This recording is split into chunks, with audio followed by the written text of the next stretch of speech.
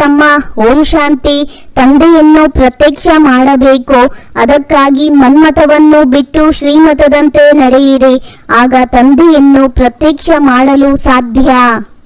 ಬದುಕು ತುಂಬಾ ಸಣ್ಣದ್ದು. ನಿಮ್ಮನ್ನು ಗೌರವಿಸಿದವರು ನಿಮ್ಮ ಬಗ್ಗೆ ಒಳ್ಳೆಯ ಮಾತು ಆಡದವರ ಬಗ್ಗೆ ಯೋಚಿಸುವುದರಲ್ಲಿ ಅದನ್ನು ವೇಸ್ಟ್ ಮಾಡಬೇಡಿ.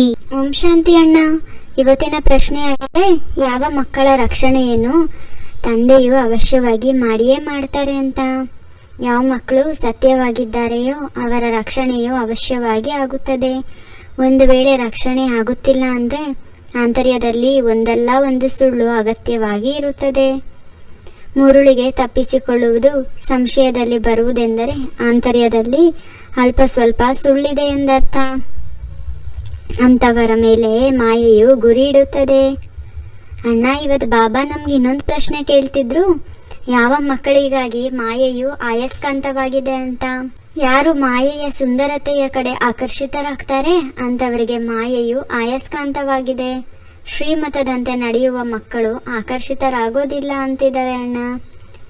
ಆತ್ಮಿಕ ತಂದೆ ಕುಳಿತು ಆತ್ಮಿಕ ಮಕ್ಕಳಿಗೆ ಏನು ತಿಳಿಸ್ತಿದ್ರು ಅಂದರೆ, ಇದನ್ನಂತೂ ನಿಶ್ಚಯ ಮಾಡಿಕೊಂಡಿದ್ದೀರಿ, ಆತ್ಮಿಕ ತಂದೆಯು ಆತ್ಮಿಕ ಮಕ್ಕಳಿಗೆ ಓದಿಸ್ತಿದ್ದಾರೆ ಅಂತ. ಅದಕ್ಕಾಗಿಯೇ ಆತ್ಮಗಳು ಪರಮಾತ್ಮನಿಂದ ಬಹಳ ಕಾಲ ಅಗಲಿದ್ದಾರೆಂಬ ಗಾಯನವಿದೆ. ಮೂಲ ವತನದಲ್ಲಿದ್ದಾಗ ಆಗೋದಿಲ್ಲ, ಅಲ್ಲಿ ಎಲ್ಲರೂ ಜೊತೆಯಲ್ಲಿರ್ತಾರೆ ಅಂತ ಬಾಬಾ ಹೇಳ್ತಿದ್ರು ಅಣ್ಣ.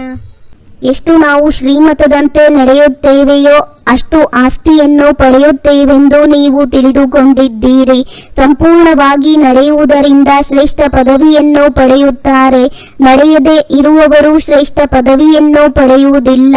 ತಂದೆಯಂತೂ ತಿಳಿಸುತ್ತಾರೆ, ನನ್ನನ್ನು ನೆನಪು ಮಾಡಿದಾಗ ನಿಮ್ಮ ಪಾಪಗಳು ಮುರಿಯುತ್ತದೆ. ರಾವಣ ರಾಜ್ಯದಲ್ಲಿ ನಿಮ್ಮ ಪಾಪಗಳು ಏರಿವೆ. ವಿಕಾರದಲ್ಲಿ ಹೋಗುವುದರಿಂದ ಪಾಪಾತ್ಮರಾಗುತ್ತೀರಿ. ಪುಣ್ಯಾತ್ಮ ಹಾಗೂ ಪಾಪಾತ್ಮ ಅಗತ್ಯವಾಗಿ ಆಗುತ್ತಾರೆ. ಪುಣ್ಯಾತ್ಮರ ಮುಂದೆ ಪಾಪಾತ್ಮರು ಹೋಗಿ ತಲೆಬಾಗುತ್ತಾರೆ.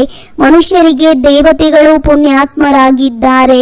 ಅವರೇ ನಂತರ ಪುನರ್ಜನ್ಮದಲ್ಲಿ ಬರುತ್ತಾ ಬರುತ್ತಾ ಪಾಪಾತ್ಮರಾಗುತ್ತಾರೆಂದು ತಿಳಿದಿಲ್ಲ.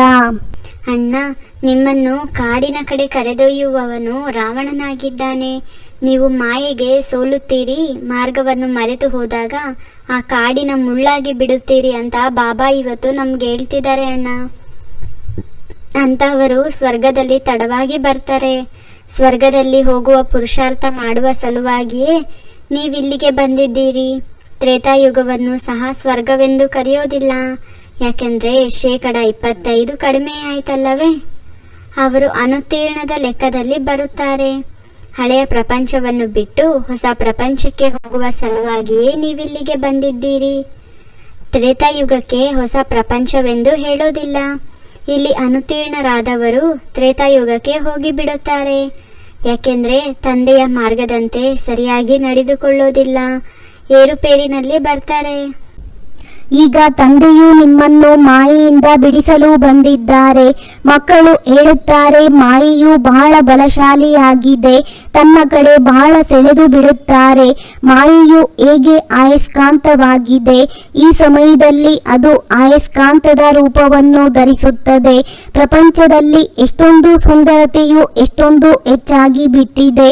ಮೊದಲು ಸಿನಿಮಾ ಮೊದಲಾದವುಗಳು ಇತ್ತೇನು, ಇದೆಲ್ಲವೂ 100 ವರ್ಷಗಳಿಂದ ತಯಾರಾಗಿವೆ. ತಂದೆಯಂತೂ ಅನುಭವಿಯಲ್ಲವೇ. ಪ್ರತಿಯೊಂದು ಮಾತುಗಳು ನಿಖರವಾಗಿ ನೋಂದಾಯಿತವಾಗಿದೆ. ಆದುದರಿಂದ ಮಕ್ಕಳು ಈ ನಾಟಕದ ಗುಹ್ಯ ರಹಸ್ಯವನ್ನು ಬಹಳ ಚೆನ್ನಾಗಿ ತಿಳಿದುಕೊಳ್ಳಬೇಕಾಗಿದೆ.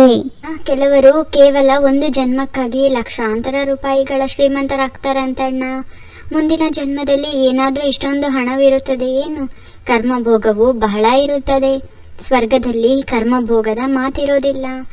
ಈ ಸಮಯದಲ್ಲಿ ನೀವು 21 ಜನ್ಮಗಳಿಗಾಗಿ ಎಷ್ಟೊಂದು ಜಮಾ ಮಾಡಿಕೊಳ್ಳುತ್ತೀರಿ. ಯಾರು ಪೂರ್ಣ ಪುರುಷಾರ್ಥ ಮಾಡುತ್ತಾರೆಯೋ ಅವರು ಸಂಪೂರ್ಣ ಸ್ವರ್ಗದ ಆಸ್ತಿಯನ್ನು ಪಡೀತಾರೆ. ನಾವು ಅವಶ್ಯವಾಗಿ ಸ್ವರ್ಗದ ಆಸ್ತಿಯನ್ನು ಪಡೆಯುತ್ತೇವೆಂದು ಬುದ್ಧಿಯಲ್ಲಿರಬೇಕಾಗಿದೆ. ನಾವು ನಂತರ ಕೆಳಗಡೆ ಇಳಿಯುತ್ತೇವೆಂದು ಯೋಚಿಸಬಾರದು. ಈಗ ಯಾರು ಎಲ್ಲರಿಗಿಂತ ಕೆಳಗಡೆ ಇಳಿದಿದ್ದಾರೆಯೋ ಅವರೇ ಏರಬೇಕಾಗಿದೆ. ಹೀಗೆ ತಾನಾಗಿಯೇ ಪುರುಷಾರ್ಥ ಆಗ್ತಿರುತ್ತದೆ ಮಕ್ಕಳೇ ಅಂತ ಬಾಬಾ ಇವತ್ತು ಹೇಳ್ತಿದ್ರು ಅಣ್ಣ. ಶ್ರೀಮತವನ್ನು ಕೊಡುವಂತಹ ತಂದೆಯೂ ಇದ್ದಾರೆ. ಅವರದ್ದು ಈಶ್ವರೀಯ ಮತವಾಗಿದೆ. ಸ್ವಯಂ ತಂದೆಯು ಹೇಳುತ್ತಾರೆ, ಒಂದು ವೇಳೆ ಬ್ರಹ್ಮ ಇವರಿಂದ ನಾನು ಮತವು ದೊರಕಿದಾಗ ಅದನ್ನು ಸರಿ ಮಾಡಲು ನಾನು ಕುಳಿತಿದ್ದೇನೆ. ಆದಾಗ್ಯೂ ನಾನು ವ್ರತವನ್ನು ತೆಗೆದುಕೊಂಡಿದ್ದೇನಲ್ಲವೇ? ವ್ರತವನ್ನು ತೆಗೆದುಕೊಂಡಿರುವ ಕಾರಣ ನಿಂದನೆ ಕೇಳಬೇಕಾಯಿತು. ಇಲ್ಲವೆಂದರೆ ಎಂದಿಗೂ ನಿಂದನೆ ಕೇಳಿದವರೇ ಅಲ್ಲ. ನನ್ನ ಕಾರಣ ಬಹಳ ನಿಂದನೆಯನ್ನು ಕೇಳುತ್ತಾರೆ ಅಂದಾಗ ಇವರನ್ನೂ ಸಹ ಸಂಭಾಲನೆ ಮಾಡಿಕೊಳ್ಳಬೇಕಾಗುತ್ತದೆ. ತಂದೆಯು ಖಂಡಿತವಾಗಿ ರಕ್ಷಿಸುತ್ತಾರೆ. ಹೇಗೆ ತಂದೆಯು ಮಕ್ಕಳ ರಕ್ಷಣೆ ಮಾಡುತ್ತಾರೆ ಅಲ್ಲವೇ? ಎಷ್ಟೆಷ್ಟು ಸತ್ಯತೆಯಿಂದ ನಡೆಯುತ್ತಾರೆಯೋ ಅಷ್ಟು ರಕ್ಷಣೆಯಾಗುತ್ತದೆ. ಸುಳ್ಳಿನ ರಕ್ಷಣೆಯಾಗುವುದಿಲ್ಲ ಅಂತ ಬಾಬಾ ಹೇಳ್ತಿದ್ದಾರೆ ತಮ್ಮ. ಅವಕಾಶವೆಂಬುದು ಸದಾ ಕಷ್ಟದ ನಡುವೆಯೇ ಅಡಗಿರುತ್ತದೆ. ಅಣ್ಣ, ಇವತ್ತು ಬಾಬಾ ನಮಗೆ ಧಾರಣೆಗಾಗಿ ಏನು ಹೇಳ್ತಿದ್ರು ಅಂದರೆ, ನಮಗೆ ಓದಿಸೋರು ಸ್ವಯಂ ಜ್ಞಾನಸಾಗರ ಬೇಹದ್ದಿನ ತಂದೆಯಾಗಿದ್ದಾರೆ. ಇದರಲ್ಲಿ ಎಂದಿಗೂ ಸಂಶಯವನ್ನು ತಂದುಕೊಳ್ಬಾರ್ದು. ಸುಳ್ಳು ಕಪಟವನ್ನು ಬಿಟ್ಟು ಸತ್ಯವಾದ ಚಾರ್ಟನ್ನು ಇಡಬೇಕು. ದೇಹಾಭಿಮಾನದಲ್ಲಿ ಬಂದು ಎಂದಿಗೂ ಪದವಿ ದ್ರೋಹಿಗಳಾಗಬಾರದು. ನಾಟಕವನ್ನು ಬುದ್ಧಿಯಲ್ಲಿಟ್ಟುಕೊಂಡು ತಂದೆಯ ಸಮಾನ ಬಹಳ ಮಧುರ ಹಾಗೂ ನಮ್ರರಾಗಿರಬೇಕು. ತಮ್ಮ ಅಹಂಕಾರವನ್ನು ತೋರಿಸಬಾರದು. ತಮ್ಮ ಮತವನ್ನು ಬಿಟ್ಟು ಒಬ್ಬ ತಂದೆಯ ಶ್ರೇಷ್ಠ ಮತದಂತೆ ನಡಿಬೇಕು ಮಕ್ಕಳೇ ಅಂತ ಬಾಬಾ ಇವತ್ತು ಧಾರಣೆಗೋಸ್ಕರ ತಿಳಿಸ್ತಿದ್ರು ಅಣ್ಣ. ವರದಾನ: ಒಬ್ಬ ತಂದೆಯ ಪ್ರೀತಿಯಲ್ಲಿ ಲವಲೀನರಾಗಿ ಗುರಿಯನ್ನು ತಲುಪುವಂತಹ ಸರ್ವ ಆಕರ್ಷಣ ಮುಕ್ತ ಭವ. ಬಾಪ್ತಾದ ಮಕ್ಕಳಿಗೆ ತಮ್ಮ ಸ್ನೇಹ ಮತ್ತು ಸಹಯೋಗದ ಮಡಿಲಿನಲ್ಲಿ ಕುಳ್ಳರಿಸಿಕೊಂಡು ಗುರಿಯತ್ತ ಕೊಂಡೊಯ್ಯುತ್ತಿದ್ದಾರೆ. ಈ ಮಾರ್ಗ ಪರಿಶ್ರಮದ್ದಲ್ಲ. ಆದರೆ ಯಾವಾಗ ಮುಖ್ಯ ಮಾರ್ಗಕ್ಕೆ ಬದಲಾಗಿ ಗಲ್ಲಿಗಳಲ್ಲಿ ಹೋಗಿ ಬಿಡುವಿರಿ ಅಥವಾ ಗುರಿಯಿಂದ ಮುಂದೆ ಹೋಗಿ ಬಿಡುವಿರಿ, ಆಗ ಮತ್ತೆ ವಾಪಸ್ ಬರುವಲ್ಲಿ ಪರಿಶ್ರಮ ಪಡಬೇಕಾಗುವುದು. ಪರಿಶ್ರಮದಿಂದ ರಕ್ಷಿಸುವ ಸಾಧನೆಯಾಗಿದೆ. ಒಬ್ಬರ ಪ್ರೀತಿಯಲ್ಲಿರಿ, ಒಬ್ಬ ತಂದೆಯ ಪ್ರೀತಿಯಲ್ಲಿರಿ. ಒಬ್ಬ ತಂದೆಯ ಪ್ರೀತಿಯಲ್ಲಿ ಲವಲೀನರಾಗಿ ಎಲ್ಲ ಕಾರ್ಯ ಮಾಡಿದ್ದಿದ್ದಾದರೆ ಬೇರೆ ಏನೂ ಕಾಣುವುದಿಲ್ಲ.